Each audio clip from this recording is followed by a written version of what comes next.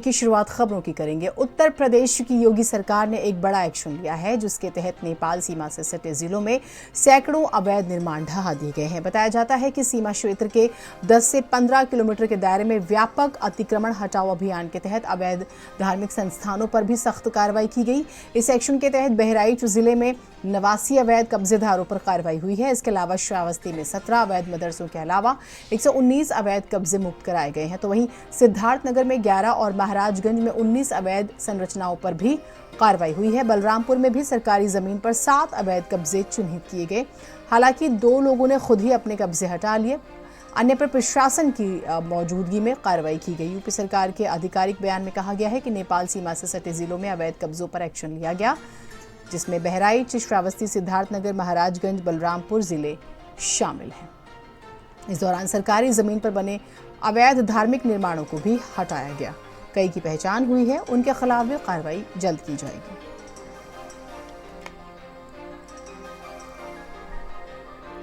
इसमें बॉर्डर के समीप का जो क्षेत्र है उसके अंतर्गत जो अनियमित या अवैध रूप से जो भी निर्माण है उन पर कार्रवाई होगी। उसी के अंतर्गत इस मदर से कार्रवाई होगी। ये जो है रजिस्टर्ड संस्था नहीं है। सरकारी जमीन पे अस्थायी रूप से धर्मस्थल बना हुआ था और उनको पहले भी रोका गया था और चोरी छुपे थोड़ा ईंट वीट अपना वहाँ रख करके और वहाँ पूजा इत्यादि करने लगे थे। तो उस सरकारी जमीन से वहाँ की स्थानीय टीम द्वारा उस अस्थायी अतिक्रमण को हटवा दिया।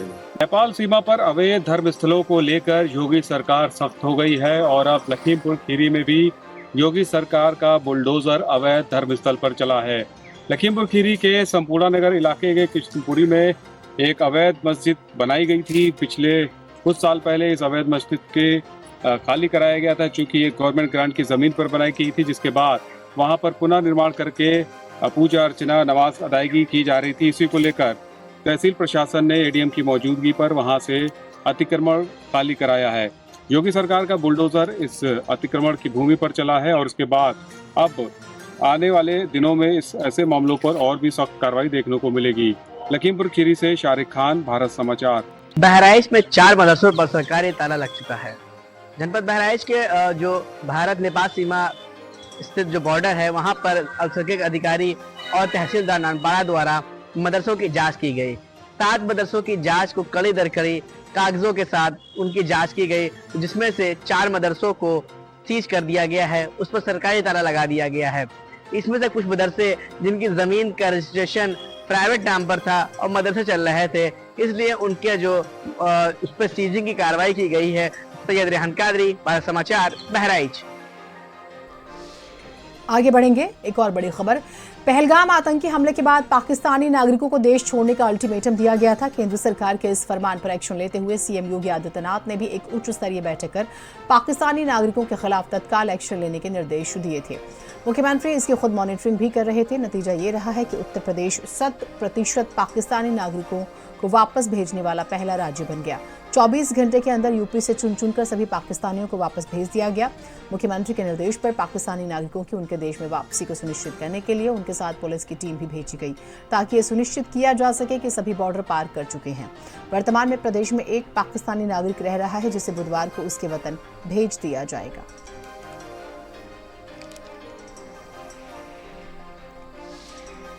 लखनऊ डिस्ट्रिक्ट में 8 पाकिस्तानी यहाँ पर वीज़ा पे आए हुए थे। भारत सरकार द्वारा दिए गए निर्देश के अनुक्रम में इन सभी को यहाँ से वापस भेजा चुका है। अब कोई भी पाकिस्तानी यहाँ पर वापस भेजना शेष नहीं। और रिलेशन में आए हुए थे, यहाँ पे कोई मेडिकल वीज़ा या अन्य चीज़ों में नहीं आए हुए थे, अपने रिलेशन में आए हुए थे और पूरी जाँच पड़ताल कर ली गई। जो निर्देश के अनुक्रम में सभी को वापस भेज दिया गया।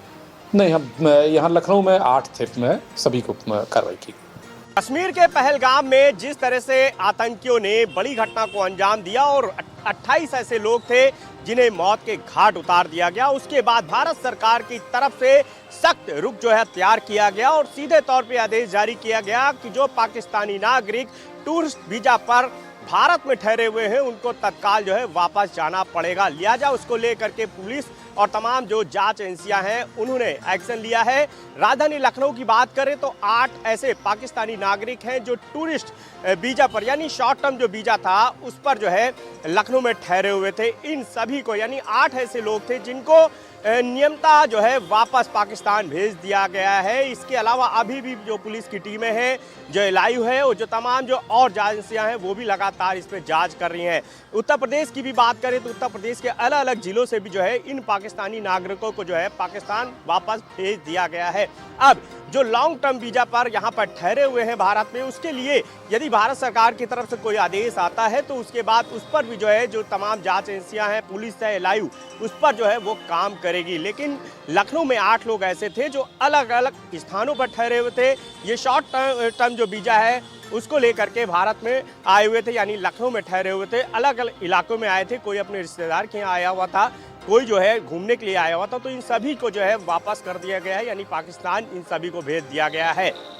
कैमरा सौरभ साथ अनूप कुमार, भारत समाचार, लखनऊ। आज अखिलेश यादव ने पार्टी कार्यालय में लोहिया वाहिनी कार्यकर्ताओं से मुलाकात की। इस दौरान प्रेस कॉन्फ्रेंस कर बीजेपी सरकार पर जमकर निशाना साधते नजर आते हैं। अखिलेश यादव ने रामजी लाल सुमन पर हुए हमले को लेकर बीजेपी को जमकर लताड़ा है। कहा है कि हम हमले से डरने वाले नहीं हैं, हम ना डरेंगे ना झुकेंगे। न हम हमले से डरने वाले लोग हैं, न किसी के डराने से डरने वाले लोग हैं, क्योंकि हम सबको मिलकर के भारतीय जनता पार्टी को उत्तर प्रदेश से सफाया करना है, उसकी तैयारी हम लोग कर रहे हैं। और जो हमारी लड़ाई है आर्थिक समानता की और सामाजिक न्याय के राज की स्थापना की, बहुत सारी समस्याओं का समाधान तभी हो जाएगा जिस दिन हम सब लोग सामाजिक न्याय के राज की स्थापना करने में कामयाब हो जाएंगे।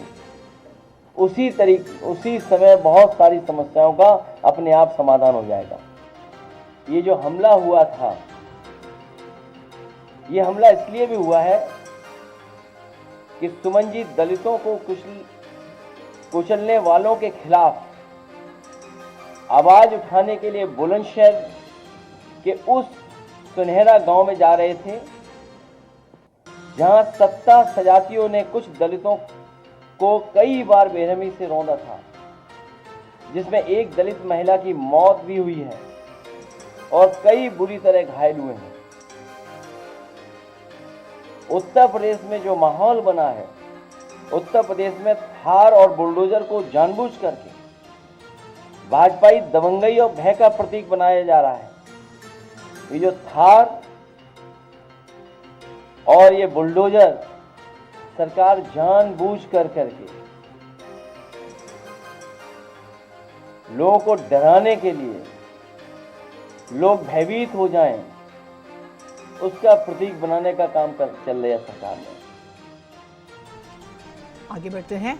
प्रयागराज से एक बड़ी खबर आ रही। धारदार हथियार से गला रेतकर बुजुर्ग की हत्या कर दी गई है। रिटायर्ड अधिकारी और उसकी पत्नी पर जानलेवा हमला हुआ है। मौके पर पहुंची पुलिस आसपास के सीसीटीवी फुटेज खंगालने में जुटी हुई है। पुलिस ने बुजुर्ग के शव को पोस्टमार्टम के लिए भेज दिया। गंभीर हालत में महिला को इलाज के लिए अस्पताल भेजा गया। सीसीटीवी फुटेज के जरिए एक संदिग्ध की पहचान हुई है। जनपद के नैनी इलाके का पूरा मामला बताया जा रहा है।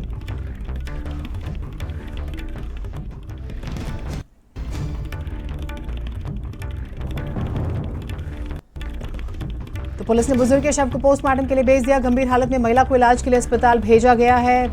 बेहद ही बर्बर तरीके से इन पर हमला हुआ। सीसीटीवी फुटेज के आधार पर जांच की जा रही है। एक संदिग्ध की पहचान हुई है। जनपद के नैनी इलाके का पूरा मामला बताया जा रहा है। प्रयागराज से ये बड़ी खबर।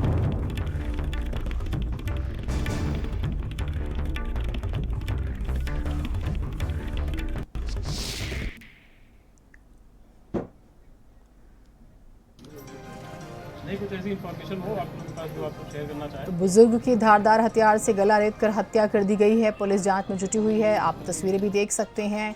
ये रंजिशन हुआ या लूट के इरादे से, इन्वेस्टिगेशन का पार्ट। सीसीटीवी फुटेज के आधार पर पुलिस जांच कर रही है। पुलिस को सूचना मिली कि यहाँ पे एक पति था, उनकी चाकू लगी है। इस सूचना पे तत्काल पुलिस टीम यहाँ पे पहुंची है। फॉरेंसिक टीम इत्यादि भी यहाँ पे उपस्थित है यहाँ पे अरुण कुमार श्रीवास्तव जिनको से करीब 65 वर्ष थी और उनकी पत्नी मीना श्रीवास्तव की उम्र करीब 60 वर्ष हुई, जिनको धारदार हथियार से ऊपर हमला हुआ, जिसमें कि अरुण कुमार श्रीवास्तव जो है उनकी मृत्यु हुई है और जो उनकी पत्नी है उनको हॉस्पिटल में एडमिट कराया गया है क्रिटिकल कंडीशन में। और जो तथ्य प्रकाश में आए हैं, तमाम जो साक्ष्य इकट्ठा किए गए हैं सीसीटीवी फुटेज डाले के माध्यम से, इनिशियल रूप से एक सस्पेक्ट जो है आइडेंटिफाई हो गया है और बहुत जल्दी उसकी गिरफ्तारी की जाएगी। और धीरेन्द्र हमारे साथ हमारे सहयोगी जुड़े हुए हैं। धीरेन्द्र, क्या जानकारी मिली है? संगम नगरी में इस तरह का ब्रूटल मर्डर हुआ है, बहुत सारे सवाल हैं।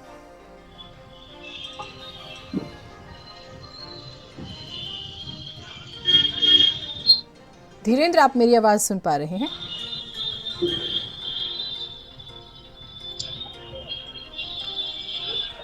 शायद आवाज नहीं पहुंच पा रही है, फिर से बातचीत करने की कोशिश करेंगे। लेकिन ये मर्डर कई सारे सवाल लिए हुए, धारदार हथियार से गला रेत कर बुजुर्ग की हत्या की गई। आप किस मकसद से आए थे?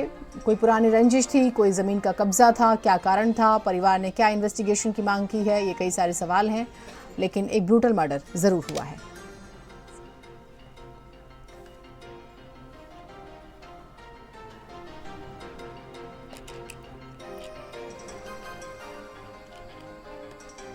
तो सीसीटीवी फुटेज के जरिए एक संदिग्ध की पहचान हुई है, लेकिन अभी गिरफ्तारी नहीं हुई है। मर्डर ये काफ़ी हाई प्रोफाइल माना जा रहा है। रिटायर्ड अधिकारी रहे हैं और उनकी पत्नी पर हमला हुआ। जो अधिकारी थे उनकी मौत हो गई, पत्नी जो है वो एडमिट है। पुलिस आसपास के सीसीटीवी फुटेज खंगाल रही है।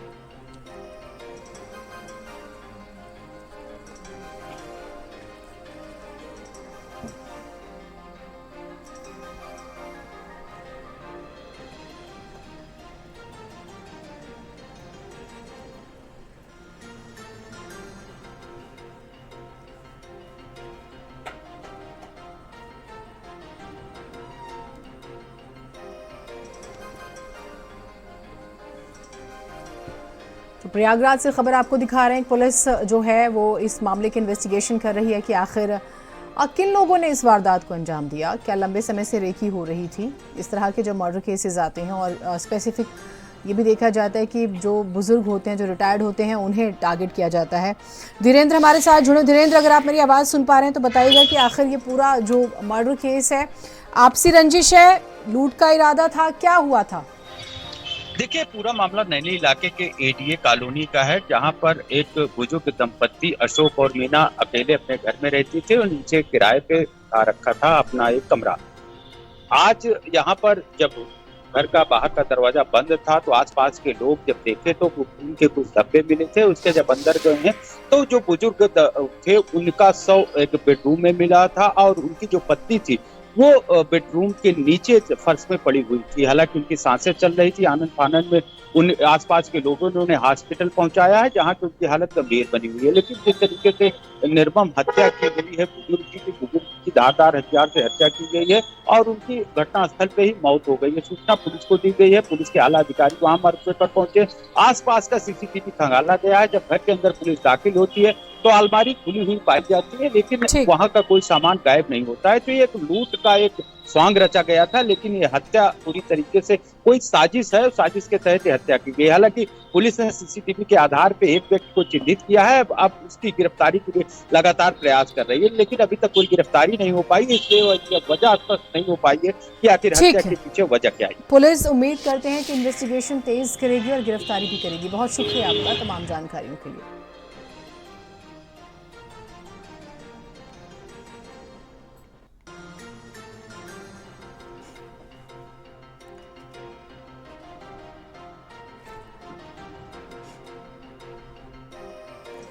बड़ी खबर अलीगढ़ से आ रही है। हिंदू संगठनों ने मोइन की जूस शॉप को तोड़ डाला। मोइन पर जूस में थूक और पेशाब मिलाने का आरोप लगाया गया है। लड़की ने यह आरोप लगाया और उसके बाद दुकानदार, लड़की दोनों ने शिकायत नहीं की है, पुलिस कहती है। देखिए, हुआ ये कि आरोप लड़की की तरफ से लगाया गया और फिर कुछ लोग पहुंचते हैं और वो इस पूरी दुकान पर तोड़फोड़ करते हैं। आप इनके हाथों में झंडे देख सकते हैं। हालांकि अगर थूक और पेशाब का जिक्र हो रहा है, मिलाया गया, तो भी कंप्लेन की जानी चाहिए थी। दुकान इसकी तोड़ दी गई जूस की आरोप अभी ये कहा जा रहा है कि इसकी तरफ से भी कंप्लेन नहीं हुई है। आरोप है कि हिंदू संगठनों ने जूस शॉप को तोड़ दिया। अब सवाल ये भी कि क्या लड़की ने इनसे मदद मांगी थी पुलिस की जगह? क्या लड़की ने इन्हें कहा था कि आप ऐसा कीजिए और इन्होंने किस अधिकार के तहत ऐसा किया, ये भी सवाल है, क्योंकि ये तस्वीरें समाज के लिए ठीक नहीं है। कोई आरोप लगे हैं तो पुलिस इस मामले की जांच करे, कार्रवाई करे।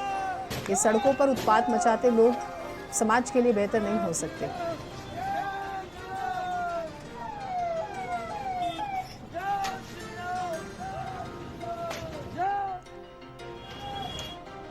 कौशाम्बी जिले में आज सुबह एक बड़ा हादसा हुआ, जहां कोखराज थाना क्षेत्र के टीकरडीह गांव में मिट्टी का टीला ढह गया। 5 महिलाओं की दम घुटने से जान चली गई, जिनमें नाबालिग लड़कियां भी शामिल थी।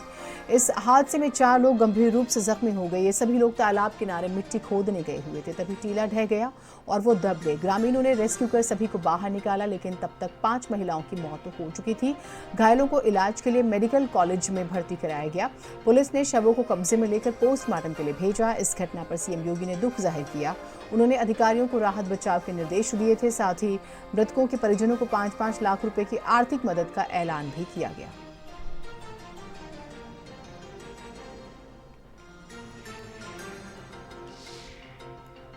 टिकड़ी गांव में कुछ लोग मिट्टी खोदने गए थे चूल्हा के लिए एंड ऑल। जब वो खोदने गए थे तो मिट्टी में दस गए हैं। 5 लोग मृतक हुए हैं और 4 लोग घायल हैं और 5 लोगों का हम लोगों ने टीम लगा दी है। सारा डिटेल लेके उनको कृषक दुर्घटना योजना में कवर भी कर लेंगे और जो मृतक है उनकी पूरी सहायता की जाएगी और पूरा इलाज हमारी सरकारी योजनाओं से उनको कवर किया जाएगा। तो ना होया पोड़ियार खोंदा माटी खोंदा मिट्टी खोंदा गई है, वही में दब गई भाई। ये गिर अभी नहीं पता भाई, ये हम कई जाने रही। हमारे घर के 2 जाने हैं, हमारे घर के 2 जाने हैं। 2 भाभी 2 नाव चली गई, 2 नाव। अब बच्चन नान बच्चन का को देखी भैया का करी। अब घरवा में सयान को नहीं आए भैया, 2 नाव बाहर है। कोखराज थाना इलाके के टीकरडीह गांव में दर्दनाक हादसा हुआ है। यहाँ पे मिट्टी खुदाई करने आई 5 महिलाओं की मिट्टी में दबने से दर्दनाक मौत हो गई है। हम इस वक्त उसी जगह पर मौजूद हैं, आप हमारे पीछे देख सकते हैं। ये वही टीला है जहाँ पर सुबह महिलाएं हैं, जो गांव की करीब 9 महिलाएं आई थी, जो मिट्टी की खुदाई कर रही थी घर में अपने लिपाई पुताई करने के लिए। और उसी दौरान जो टीला है वो ऊपर से गिरा और इसी मलबे में जो महिलाएँ हैं वो दब गई, जिसमें 3 महिलाएँ और 2 किशोरियों की मौत हो गई है। वहीं जो 4 लोग हैं उनका अस्पताल में इलाज चल रहा है। आप देख सकते हैं कि किस तरह से महिलाओं की स्लीपर्स पड़े हुए हैं। किसी तरह यहाँ से जो ग्रामीण है उन्होंने महिलाओं को निकाला। हमारे साथ कुछ गांव के लोग भी मौजूद हैं, उनसे बात करते हैं। चाचा, यहाँ पे क्या घटना हुई और कैसे सबको निकाला गया, क्या है? गांव वालों ने ही रेस्क्यू किया, उसके बाद तो फिर जेसीबी वगैरह भी आया। 5 महिलाओं की मृत्यु हो गई, 4 अभी घायल हैं। तो उनका इलाज चल रहा है। जिला प्रशासन की जो मदद रही, पुलिस वाले आए, अन्य अधिकारी आए और एम्बुलेंस वगैरह आई, उनको भिजवाया गया। तो क्या महिलाएं यहाँ मिट्टी के लेने के लिए रोज आती थी? नहीं, रोज नहीं। अरे वो एक दिन खोद दिया तो साल भर का काम उसी से चलता था। उसको गीला करके बनाती हैं बड़े बड़े वो कि जिससे साल भर क्या पुणेर मिट्टी। हालांकि इस घटना से जो गांव में है, गांव में गम का माहौल है, चारों तरफ रोने की आवाज़ आ रही है। रसिद मिश्रा, भारत समाचार, कौशाम्बी। लखनऊ से खबर आ रही, यूपी के पंचायती राज विभाग में अजब खेल चल रहा। नए निदेशक अमित सिंह के आने के बाद से असमंजस, प्रशिक्षण और आईएसी का टेंडर, इसे लेकर भ्रम की स्थिति है। प्रमुख सचिव और निदेशक अब नया टेंडर कराना चाहते हैं। पंचायती राज में 3 महीने की मेहनत पर पानी फेरने की तैयारी। चहेती कंपनियां रजिस्टर नहीं हुई तो रोज हो रही शिकायत। अफसरों की अड़ंगेबाजी से पंचायती राज में काम ठप है। विभाग का 31 मार्च को 3000 करोड़ रुपया लैप्स हुआ था। गांव में प्रशिक्षण और रोजगार सृजन की राह में अफसर बाधा। अनिल कुमार के साथ जल निगम में तैनात थे अमित सिंह। मंत्री और प्रमुख सचिव टशन में विभाग में काम ठप।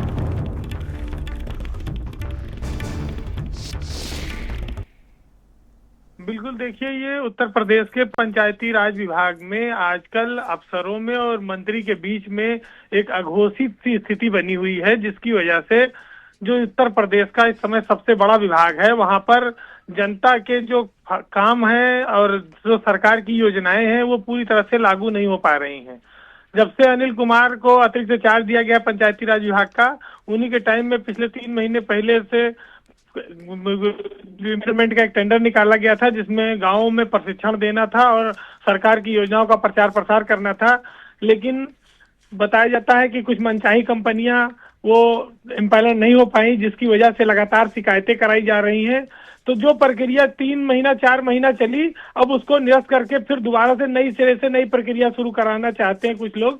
और जब से अमित कुमार सिंह नए डायरेक्टर बनकर आए हैं, तब से ये अफवाहें जोर पकड़ रही हैं। अनिल कुमार जब डायरेक्टर थे, अनिल कुमार जब निदेशक थे जल निगम में, उस समय अमित सिंह वहां पर ज्वाइंट एमडी थे, तो उनको वो यहाँ पर निदेशक तौर पर पंचायती राज में लेके आए हैं। मंत्री हैं इसके ओपी राजभर, और वो एक सहयोगी दल के मंत्री हैं। तो जिस तरह से अधिकारी विभाग में अड़ंगेबाजी का खेल खेल रहे हैं, उसकी वजह से उत्तर प्रदेश के सबसे बड़े विभाग में पंचायत स्तर पर सरकार जो अपनी योजनाएं लागू करना चाहती है उस पर नहीं कर पा रही है, और एक तरह से दूरियां बढ़ाई जा रही हैं। देखिए, जो राजनीतिक व्यक्ति होता है, मिनिस्टर होता है, उसको जनमानस में जवाब देना होता है, उसका समय थोड़ा होता है।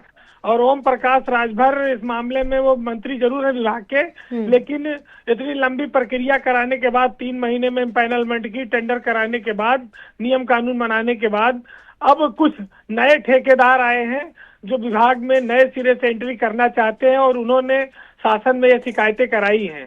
तो इस तरह से जब काम आगे बढ़ेगा नहीं, बार बार चीजें रोकी जाएंगी, तो स्वाभाविक है कि जनमानस में वो नीचे स्तर पर वो चीज पहुंचेगी नहीं। और ये अफसरों की भी इसमें राय शामिल रहती है, और वो सरकार को गुमराह करते हैं। तो दूरियां बढ़ाने का काम नेताओं के बीच में चल रहा है। पंचायती राज विभाग उत्तर प्रदेश में एक ऐसा विभाग बन गया है जो 31 मार्च को 3000 करोड़ रुपए उसके लैप्स हो गए, वो अपनी योजनाओं को लागू नहीं कर पाया, पैसा बांट नहीं पाया। तो ऐसे विभागों में जो अधिकारी हैं, उनकी जिम्मेदारी फिक्स होनी चाहिए कि आपको बजट में पैसा दिया जाता है, पैसा खर्च नहीं करते हैं। जो स्कीम आती है वो 2 कदम आगे बढ़ती है, फिर उसको रोक दिया जाता है। तो ये सारे अधिकारियों पर इस पर जवाबदेही उनकी सुनिश्चित होनी चाहिए। जी। भारत की अग्रणी ऊर्जा परिवर्तन company Adani total gas limited ने भारत में ऊर्जा के क्षेत्र में बुनियादी ढांचे के विकास पर ध्यान केंद्रित किया है। इस दौरान अडानी टोटल गैस लिमिटेड ने भारत की ऊर्जा व्यवस्था में परिवर्तन लाने के लिए अपने मिशन को जारी रखा है। अडानी टोटल गैस लिमिटेड ने 31 मार्च 2025 को समाप्त तिमाही और वर्ष के लिए अपने परिचालन, बुनियादी ढांचे और वित्तीय प्रदर्शन की घोषणा की है, जहां अडानी टोटल गैस लिमिटेड ने पाइप नेचुरल गैस और संपीड़ित प्राकृतिक गैस की पहुंच को व्यापक रूप से बढ़ाने के लिए अपनी योजना को जारी रखा है। अडानी टोटल गैस लिमिटेड ने सिटी गैस डिस्ट्रीब्यूशन नेटवर्क में अपने बुनियादी ढांचे का विस्तार किया है।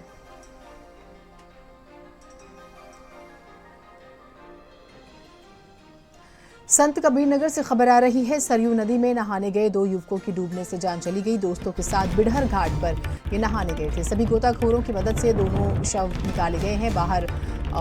रवि रावत और प्रणव पांडे की डूबने से मौत हुई है। पुलिस ने दोनों शव कब्जे में लिए कार्रवाई में जुटी। घनघटा थाना क्षेत्र के बिडहर घाट का मामला। विनोद हमारे साथ जुड़े हुए हैं, हमारे सहयोगी। विनोद, जो तस्वीरें हम देख पा रहे हैं, यानी कि दोनों की बॉडी तो निकाल ली गई है, हादसा कैसे हुआ? जी, आपको बताना चाहेंगे कि ये शादी समारोह में आए हुए थे। वापस जाते समय अपने दोस्तों के साथ ये नहाने पहुंचे हुए थे। 5 की संख्या में लोग थे। जैसे ही 2 लोग डूबने लगे, लोग बचाने की कोशिश किए, लेकिन बच नहीं पाए, जिससे 2 की मौत हो गई है और 3 लोग अभी घायल हैं। इनको जिला अस्पताल में भर्ती कराया गया है। पूरा मामला धनघटा थाना क्षेत्र के बिरहल घाट का बताया जा रहा है। ठीक, बहुत शुक्रिया आपका तमाम जानकारियों के लिए। कुशीनगर से खबर आ रही है, संदिग्ध परिस्थितियों में महिला की मौत। मृतका के पिता ने पति पर लगाया हत्या का आरोप। हत्या कर पत्नी के शव को घर में छुपाया। पड़ोसियों को शक होने पर दी पुलिस को सूचना। महिला की शिनाख्त 30 वर्षीय काजल देवी के रूप में हुई है। पुलिस शव को कब्जे में लेकर जांच में जुटी हुई है। रामकोला थाना क्षेत्र के दिहुलिया मनिया छपरा की घटना बताई जा रही है। कुंदन हमारे साथ जुड़े हुए हैं। कुंदन, क्या डिटेल निकल कर आई है? क्या वाकई ससुराल वालों पर जो आरोप परिवार लगा रहा है उस तरफ जांच बढ़ी है? पुलिस क्या कह रही है?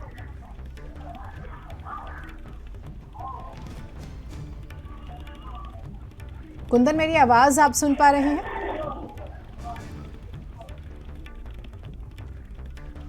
बात करने की कोशिश करेंगे। संदिग्ध परिस्थितियों में महिला की मौत हो गई। परिवार के लोगों ने ससुराल पक्ष के लोगों पर आरोप लगाया है। मृतका के पिता ने पति पर हत्या का आरोप लगाया है। कुंदन हमारे साथ जुड़े हुए हैं। कुंदन, क्या जानकारी आ रही है इस मामले में? जी, आपको बताना चाहूंगा, ये रामकोला थाना क्षेत्र के दिहुलिया मनिया छपरा की घटना बताई जा रही है, जिसमें ये 30 वर्षीय काजल देवी, जिनकी शव मिला है और उसमें बताया जा रहा है कि ये पति के द्वारा ही हत्या की गई। उसका कारण है कि घर वालों को ये पता नहीं था, क्योंकि इनके माता पिता धार्मिक यात्रा पर गए हुए थे और पड़ोसियों द्वारा शक होने पे पुलिस को सूचना दी गई। पुलिस भी मौके पे पहुंची है और शव का शिनाख्त करके आगे की कार्रवाई में जुटी हुई है कि मौत का कारण क्या है, जिससे कि इस पे जो दोषी हो उसके खिलाफ सजा दिलाई जा सके। जी ठीक, बहुत शुक्रिया आपका तमाम जानकारियों के लिए। खबर अमरोहा से आपको बता देते हैं, ट्रक का टायर फटने से उठी चिंगारी, झोपड़ी जली, आग लगने से लाखों का नुकसान हुआ है। मौके पर पहुंची दमकल विभाग की टीम ने आग पर काबू पाया। ट्रक में भी आग लगी, चालक ने कूदकर अपनी जान बचाई है। अमरोहा के थाना मंडी धनौरा का मामला बताया जा रहा है। आग लगने से लाखों का नुकसान हो गया, लेकिन आप ट्रक को धधक कर जलता हुआ देख सकते हैं। जानी नुकसान भी हो सकता था अगर वक्त रहते कूदकर जान नहीं बचाई जाती तो। आसपास सिर्फ धुआं ही धुआं नजर आ रहा है।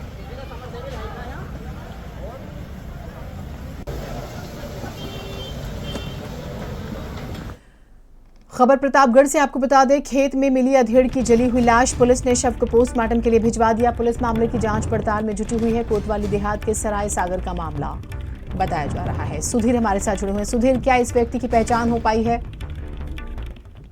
जी, आपको बता दें, पूरा मामला ये कोतवाली देहात के सराय सागर गांव का बताया जा रहा है कि जहां पर आज एक अधजली लाश मिली। गांव में लोगों ने जब देखा तो गांव में हड़कंप मच गया। इसकी सूचना ग्रामीणों ने पुलिस को दी।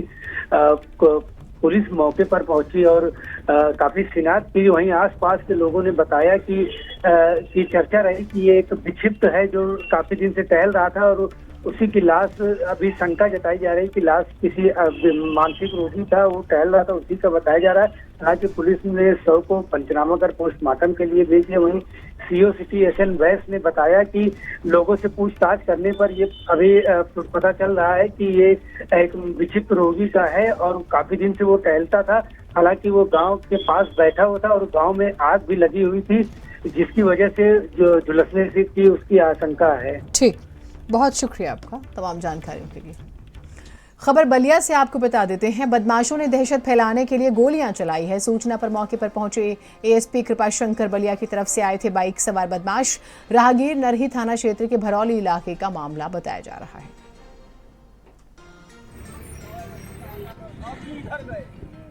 खबर लखनऊ से आपको बता दें, अंसल ग्रुप ने शमशान की जमीन पर कब्जा किया है। नगर निगम की टीम ने जमीन कब्जा मुक्त कराई है। सीमेंटेड बाउंड्री बनाकर की जा रही थी प्लॉटिंग। करीब 5 करोड़ की कीमत है इस जमीन की, जिसे कब्जा मुक्त कराया गया। तो एक बार फिर से बदनाम हुआ अंसल ग्रुप।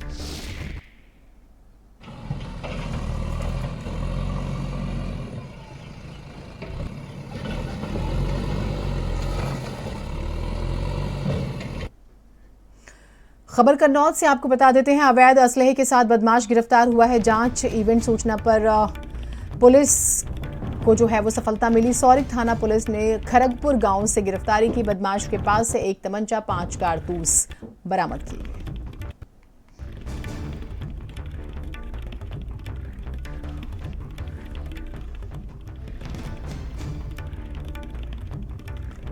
खबर मेरठ से आपको बता दें, खंडोली में दबंग पार्षद के अवैध दंगल का मामला। नामजद 9 आरोपियों ने सिर्फ एक आरोपी को गिरफ्तार किया गया है। आरोपी पार्षद पति अनवर सैफी, बेटा दानिश फरार हैं। हिंदूवादी संगठनों के नेता पुलिस अफसरों से मिले। अवैध दंगल के आरोपियों पर गैंगस्टर गुंडा एक्ट की मांग हो रही है। SDM पुलिस की जानकारी में चलता रहा अवैध दंगल और कंकरखेड़ा के खंडोली गांव में 3 दिन ये दंगल चलता रहा। जो है एक दंगल हो रहा था वहाँ, और उस दंगल के अंदर जो कुछ हिंदुओं की संख्या कुछ कम थी, बेईमानी उस दंगल में हो रही थी। मुस्लिम जो कराने वाले लोग थे वो अपने ही जो मुस्लिम पहलवान हैं उनको वहाँ जिताया जा रहा था। तो एक वाल्मीकि समाज का हमारा हिंदू लड़का, उसने उस चीज़ का विरोध किया। तो विरोध करने पर उसको जाति सूचक शब्द कहे तो यहाँ से चला जा, इस तरीके की भाषा बोली गई मुस्लिमों द्वारा। वो 300-400 की भीड़ में उसे बेल्टों से, कुर्सियों से मारते हुए, उसे जो है घसीटते हुए, वो बड़ी मुश्किल से वहाँ से कुछ लोगों ने, कुछ 2-4-10-20 हिंदू जो थे उस बीच में, जो उसके भाई थे परिवार के लोग, उन्होंने उसे थोड़ा सा धक्का पुश करके उसे वहाँ से भगाया। हमारी मांग है कि मुख्य आरोपी दानिश सैफी की गिरफ्तारी हो। अन्य जो 8 और 9 लोग हैं उनकी सबकी गिरफ्तारी होनी चाहिए। आगे बढ़ते हैं खबरों में। लखनऊ से बड़ी खबर आ रही है। विश्वविद्यालय की सहायक प्रोफेसर माधुरी काकोटी को नोटिस। सोशल मीडिया एक्स पर डॉक्टर माधुरी ने विवादित पोस्ट किया था। डॉक्टर माधुरी का पोस्ट पाकिस्तान से रिपोस्ट किया गया था। लखनऊ विश्वविद्यालय में छात्र संगठनों ने जमकर विरोध किया। डॉक्टर माधुरी से 5 दिन में विश्वविद्यालय प्रशासन ने जवाब भी मांगा है। तो ट्वीट करें लेकिन ध्यान से। और आजकल काफ़ी FIR हो रही है ट्वीट करने पर। तो ये एक मामला जो हम आपको बता रहे हैं। लखनऊ से विश्वविद्यालय की सहायक प्रोफेसर माधुरी काकोटी को नोटिस जारी हुआ है। 5 दिन में जवाब देना होगा अपने ट्वीट को लेकर।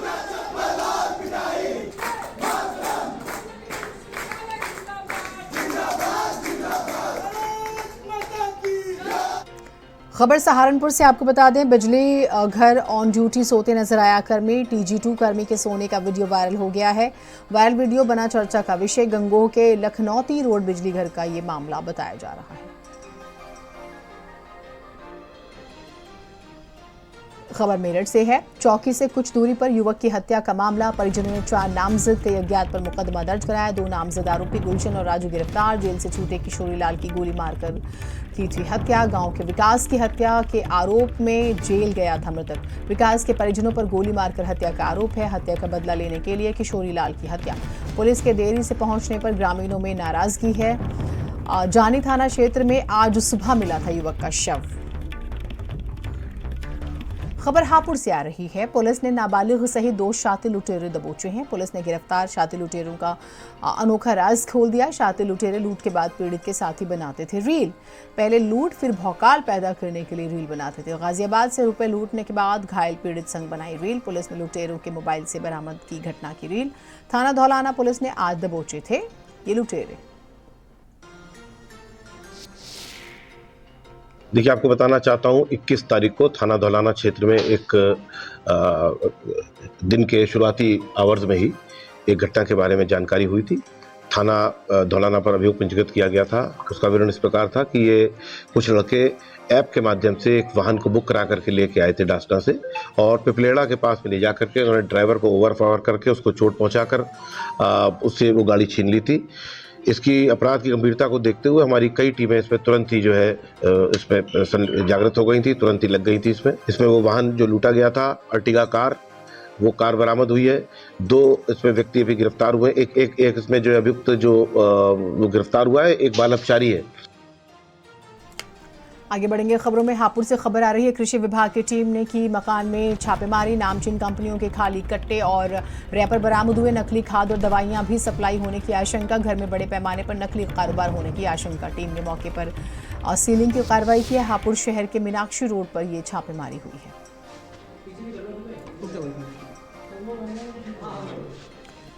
खबर नोएडा से ही आ रही है। होम डेकोरेशन की कंपनी में अचानक से आग लग गई। आग लगने से हड़कंप मच गया। मौके पर पुलिस पहुंची हुई है। दमकल कर्मियों की टीम ने मौके पर आग बुझाई है। 6 गाड़ियों की मदद से आग पर काबू पाया गया। घटना में किसी भी प्रकार की जनहानि नहीं हुई है। आग किस वजह से लगी ये कारण अभी स्पष्ट नहीं है। जांच जारी है। नोएडा के सेक्टर फेज 2 थाना क्षेत्र के सेक्टर 88 की घटना बताई जा रही है। दानिश हमारे साथ जुड़े हुए हैं। दानिश, क्या जानकारी आई है अभी शुरुआती? बिल्कुल, देखिए ये एक फैक्ट्री है होम डेकोरेशन की। पर्दे, गद्दे, सोफा, ये सारी चीजें इस कंपनी में फैक्ट्री में बनाई जाती हैं और बाहर सप्लाई होती है। एक्सपोर्ट भी यहाँ से किया जाता है। आज यहाँ अचानक से आग लगी। हालांकि आग किस वजह से लगी ये अभी तक क्लियर नहीं हो पाया, लेकिन संभवतः माना जा रहा है कि शॉर्ट सर्किट से आग लगी थी।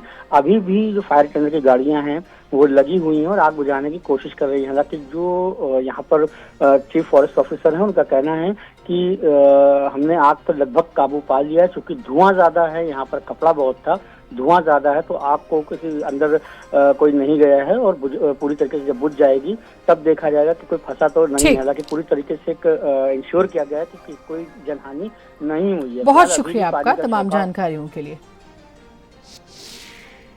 लगभग 4 बजे फायर सर्विस यूनिट को सूचना मिली कि सेक्टर 80 के एमयूएस इंडिया प्राइवेट लिमिटेड कंपनी में आग लगी। त्वरित कार्रवाई करते हुए हमने यहाँ स्टेशन की 2 गाड़ियां भेजी है। हमने आग को 6 गाड़ियों की मदद से पूर्णतः बुझा दिया है। इसमें कोई भी इंजरी नहीं है, कोई भी जनहानि नहीं है। आग के कारणों का पता किया जा रहा है। आगे बढ़ेंगे खबरों में। सीतापुर से खबर आ रही है। आर्यव्रत बैंक से रुपए निकालने गई महिला की मौत। बैंक में महिला की मौत हो जाने के बाद हड़कंप मच गया। बैंक में जमा 1500 रुपए निकालने गई थी बुजुर्ग महिला का बेटा स्टाफ को देता रहा बीमारी की दुहाई। बैंक स्टाफ ने भीड़ का हवाला देकर बैंक से बाहर भेजा। मिश्रिक थाना क्षेत्र के काली चौराहे पर है ये बैंक। कई बार इतनी अमानवीयता के आरोप लगते हैं कि आप सोच में पड़ जाएं। आप जानते हैं इतनी गर्मी है बुजुर्ग, लेकिन ये कहा जा रहा है कि उनकी सुनवाई नहीं हुई, बुजुर्ग महिला की जान चली गई। हो सकता है कुछ और बीमारियां रही हों, कुछ और समस्याएं रही होंगी, लेकिन बेहद ही अमानवीय व्यवहार। हम साहब छलिया लेके गए ना अपने महतारी के यहाँ, साहब पैसे के लिए जरूरत रहा है। कहाँ गए रहो? गए ना कल्ली चौराहा बैंक के यहाँ। अच्छा। और हम जब हम गए ना अंदर हुआ भीतर, हम कह हमारे महतारी बीमार है साहब, हमारा पैसा निकलवा दो। तब कल थोड़ी देर बाद निकल पाई पैसा, अब ना निकल पाई इतनी जल्दी। पैसा आपको दिया नहीं गया? पैसा हमको नहीं दिया गया। अच्छा अच्छा। तो माता जी आपकी जीवित थी, अब ले गए थे? हाँ जीवित रहे, हम वहीं पर खत्म हुई। तो बैंक के पास ही खत्म हुई? बैंक के पास भी खत्म हुई, ठिलिया पर। अवनीश हमारे साथ जुड़े हुए हैं। अवनीश, क्या हुआ था? बैंक के स्टाफ ने सपोर्ट नहीं किया था या बाहर निकाल दिया था? किस वजह से मौत हुई? मौत हो जाना कोई छोटी बात नहीं है किसी की। जी बिल्कुल जीनत, मैं आपको बता दूं कि किस तरीके से शांतनु जो है भटपुरवा गांव का निवासी था। इसे 89 वर्षीय बीमार मां रामकली को ठिलिया पर लिटाकर सोमवार करीब 10 बजे बैंक लाया था और रामकली के खाते में लगभग 1500 रुपए निकालने के लिए जो उसने विड्रॉल भरा। उसके बाद जो है बताया गया कि मां की गंभीर हालत है, जिसको तत्काल पैसे देने की अपील भी कर्मचारियों से की। कर्मचारियों ने भीड़ कम होने का हवाला देकर इंतजार करने को कहा। शांतनु लगभग 2.5 घंटे तक मां को जो है बैंक के बाहर ठिलिया पर लिटाए रखा और उसने जो कई बार बैंक कर्मचारियों से मदद मांगी, पर उसे पैसे नहीं मिल सके। रामकली ने जो है बैंक के दरवाजे पर ही दम तोड़ दिया। फिलहाल शांतनु का जो कहना है, अगर समय पर पैसे मिल जाते तो शायद जो है मां का इलाज करवा पाता। और वहीं इस मामले पर जो है बैंक प्रबंधक जो भूपेंद्र कुमार ने का कहना है कि रामकली नाम का कोई वाउचर भी नहीं भरा गया। उन्होंने जब तक सूचना मिली तब तक महिला की मृत्यु हो चुकी थी। जी, इसके भी कई पहलू हैं। बीमार मां को बैंक ले जाने की जरूरत कैसे आन पड़ी? बहुत शुक्रिया आपका तमाम जानकारियों के लिए। खबरें और रहेंगी, एक छोटा ब्रेक। आप देख रहे हैं भारत का